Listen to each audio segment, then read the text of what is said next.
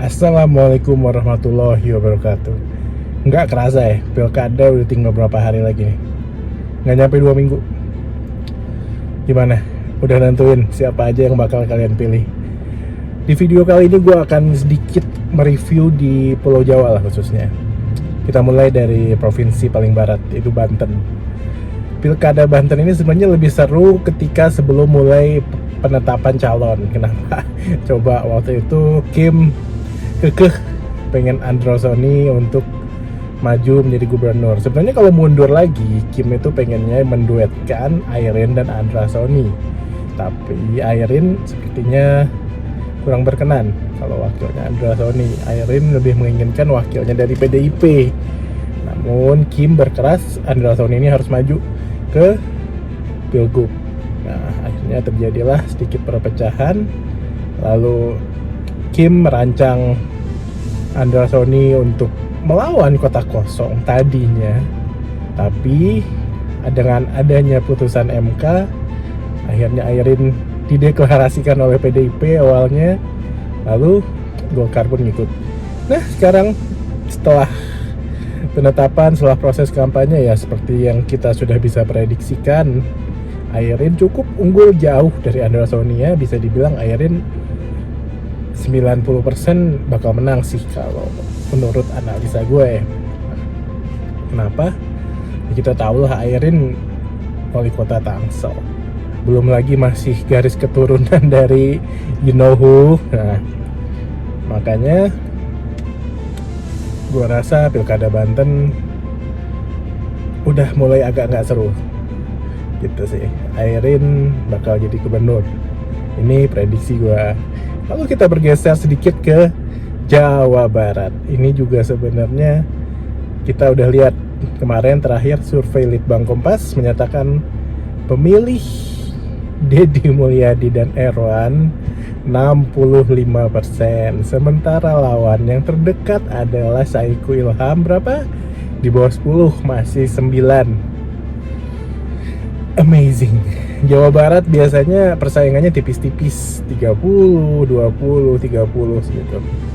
Kali ini ada paslon yang bisa 60%. Sementara pasangan lain gak ada yang di atas 10%. Kalau ini sampai berhasil ke pemilihan nanti, ini akan menjadi satu fenomenal yang menarik. Dimana dulu biasanya Jawa Barat ketat, namun saat ini bisa didominasi oleh satu calon. Kenapa? Karena Kang Deddy Mulyadi ini bukan kampanye baru-baru ini aja. Beliau sudah mengumpulkan kredibilitas, mengumpulkan massa, mengumpulkan citra, semuanya semenjak beberapa tahun yang lalu. Jadi bukan pekerjaan semalam memang. Dia sudah berniat menjadi gubernur, oleh karena itu dia menyimpan selama 5 tahun ini segala amunisinya dia sebar. Dan kali ini bisa dituai di Pilgub kali ini.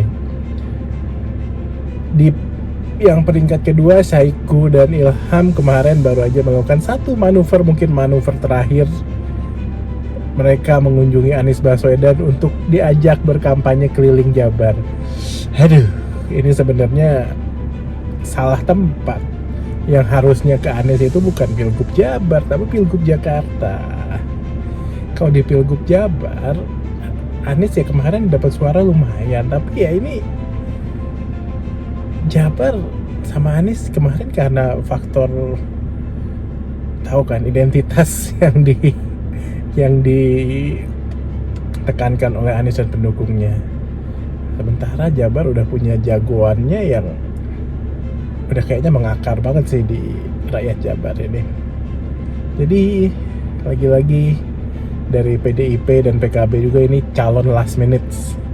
Kita tahu kan, yang dari PKB daftar jam 9-10 malam, sementara yang epic lagi calon dari PDIP JJ sama Ronald ini baru daftar jam 11 lebih, sementara KPU waktu itu ditutup jam 12 malam.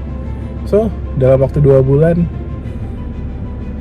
bisa untuk mengumpulkan suara yang lebih dari 20% sih amazing. Jadi ya itulah. Dan saat ini berbeda dengan pilkada sebelumnya, masa kampanye yang hanya 2 bulan. Ini juga menguntungkan banget untuk orang yang udah mempunyai tingkat popularitas tinggi, terutama untuk di provinsi-provinsi besar seperti Jawa Barat. Karena itu Kang Deddy Mulyadi, sama halnya dengan Banten, ini 90% prediksi gue bakal dimenangkan oleh Kang Deddy Mulyadi dan Erwan gitu. Terus kita bergeser ke Jawa Tengah. Wah, ini playground yang cukup seru buat Kim dan PDIP. Andika dan Ahmad Lutfi bertarung, coklat lawan hijau. PDIP melawan Jokowi. Dimana Jokowi setelah pensiun akhirnya dia bersedia untuk turun gunung. Yang ada yang salah sih, udah bukan presiden, bebas mau berkampanye untuk siapapun. Meskipun kemarin presiden juga berkampanye, tapi bukan sebagai presiden, katanya sebagai ketua umum partai. Ya oke, bisa diterima. Nah, sekarang Jokowi pun turun gunung untuk memenangkan Ahmad Lutfi. Tapi surveinya sangat makin ketat. Padahal kita tahu Andika di awal kurang begitu terdengar untuk menjadi gubernur Jateng. Namun 2 bulan ke belakang ini ya kandang banteng sih ya, mau nggak mau memang calon yang didukung PDIP ya otomatis bakal meraih suara banyak sih di Jawa Tengah. Namun fenomenalnya juga cukup membuat ketar-ketir Ahmad Lutfi. Oleh karena itu, belum lagi citra polisi dan tentara, ya kita tahu lah di berbagai survei mungkin sudah bisa kita lihat lembaga yang lebih dipercaya masyarakat, TNI, berada di atas polisi. Kalau kita tanya random juga ke orang-orang di sekitar kita, mana sih yang lebih kalian percaya? Pasti orang jawab TNI mayoritas. Polisi itu citranya sudah di Indonesia lumayan buruk.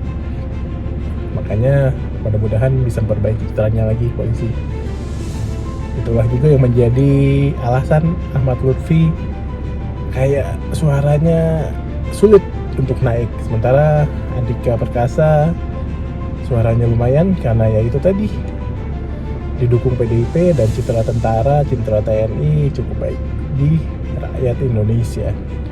Kita lihat apakah Jokowi efek bisa untuk mendongkrak suara Ahmad Lutfi. Let's see ya, sebenarnya kan Pilgub Jawa Tengah ini ingin diamankan seperti halnya Pilpres dengan menyimpan Kaesang di wakil gubernur. Tapi strategi tidak berjalan mulus. Kalau misalkan waktu itu Kaesang menjadi wagubnya Ahmad Lutfi, mungkin akan lebih mudah untuk memenangkan Pilgub Jateng ini. Ya, cuman kita lihatlah, ini masih benar-benar neck to neck antara Ahmad Lutfi dan Andika Perkasa. Masih 50-50. Cuman nggak tahu kenapa feeling gue sih Andika yang bakal menang. Let's see tapi ya. Lalu kita bergeser ke Jawa Timur. Jawa Timur ini ada incumbent ya. Incumbentnya ini Hovifah dan Emil Dardak. Yang pertama, Hovifah menjadi tokoh yang sangat-sangat kuat di Jawa Timur. Ketua Muslimat NU sangat kuat di Jawa Timur, disokong lagi wakilnya yang kemarin ketika Pilpres cukup mendapatkan panggung. Orang-orang melihat bagaimana kualitas dari wakil dari Hovifah ini, Mas Emil Dardak. Nah, komposisi ini juga udah 5 tahun dan akan dilanjutkan lagi. Jarang-jarang loh yang benar-benar komposisi gubernur dan wakil gubernurnya itu langgeng sampai ke periode kedua. Dan secara survei pun, meskipun wakilnya juga tokoh nasional, Bu Risma, dan satu lagi anggota DPR dari PKB Lulu, tapi survei juga lagi-lagi Litbang Kompas mengatakan bahwa sepertinya Hovifah akan menang dengan gap yang cukup jauh, 60% melawan belasan persen. Ya, untuk yang tinggal 2 minggu lagi, gua rasa Hovifah bakal menang karena banyak faktor lah. Incumbent itu kalau udah mencalonkan lagi, kecuali dia buruk banget, akan agak sulit dikalahkan. Lalu kita ke pertarungan yang masih sangat ditunggu-tunggu, Jakarta. Pram lawan RK. Aduh, gue kalau jadi tim sesnya RK bingung sih mau ngebelainnya gimana dengan gimmick-gimmick kampanye Kemarin ada tambah lagi mau bikin tempat fitness, bukan tempat fitness, alat fitness di halte. Jadi orang bisa olahraga sambil nunggu. Aduh, itu gimmick apa? Coba, kenapa nggak ngurusin gimmick yang benar-benar dibutuhkan oleh rakyat gitu? Emang rakyat, aduh, orang nunggu halte itu kan capek, emang udah capek gitu kan, pulang kerja disuruh olahraga sambil nunggu, aduh, ya bingung sih, udah angkat tangan gue, nggak tahu emang ini takdir alam apa gimana. Kenapa keluar gimmick-gimmick itu makin terakhir makin keluar gimmick yang aneh-aneh. Sementara Pram ya masih dengan kampanyenya ya biasa, turun langsung ke rakyat, janji yang tidak aneh-aneh, tidak muluk-muluk, seperti halnya satu contohnya infrastruktur di sekitar JIS harus diperbaiki. Ya betul, karena kita kan udah punya JIS, sementara infrastruktur di sekelilingnya masih sulit. Nah, solusi dari Pram yaitu membangun infrastruktur, namun dari RK lagi-lagi solusinya apa? Membangun stadion baru. Nah ini sih satu lagi yang mesti gue bahas, kenapa pemimpin itu kalau bisa berkelanjutan, gimana kita tidak fokus untuk membuat legacy buat diri sendiri, namun bagaimana kita mengurus legacy dari pemimpin sebelumnya. Kita tahu JIS memang bukan dibuat oleh gubernur sekarang, namun gubernur sebelumnya, ya tidak kenapa lah kalau kita menjaga legacy dari gubernur-gubernur sebelum kita. Lalu bagaimana dijaga, bagaimana dilanjutkan yang belum selesai, keberlanjutan lah. Seperti kita pilpres kemarin kan keberlanjutan, enak adem gitu liatnya, nggak yang harus mengganti, harus bikin itu bikin ini dari baru demi untuk legacy diri sendiri. Ya itulah ya, kalau dilihat juga rakyat Jakarta mungkin udah makin ini kali ya, emang kualitasnya juga berbeda dengan di provinsi lain, dan cakupan wilayahnya pun kecil sehingga informasi gampang menyebar. Oleh karena itu tercermin juga dari survei, Pram makin naik sementara RK stuck di situ-situ aja. SMRC kemarin 46 banding 39, 7% selisihnya. Untuk ke satu putaran 50%, sedikit lagi. So gue udah bisa prediksi bilang Pram sama Rano bakal menang sih di Pilgub Jakarta. RK ya nggak tahu, mungkin tunggu panggilan jadi menteri atau apa. Let's see aja kita 5 tahun ke depan. Ya segitu aja sedikit bahasan tentang pilkada di Pulau Jawa. Mungkin ada bahasan-bahasan yang pengen kita bahas lagi selanjutnya, boleh komen di bawah. Thank you udah menonton, see you and I see you.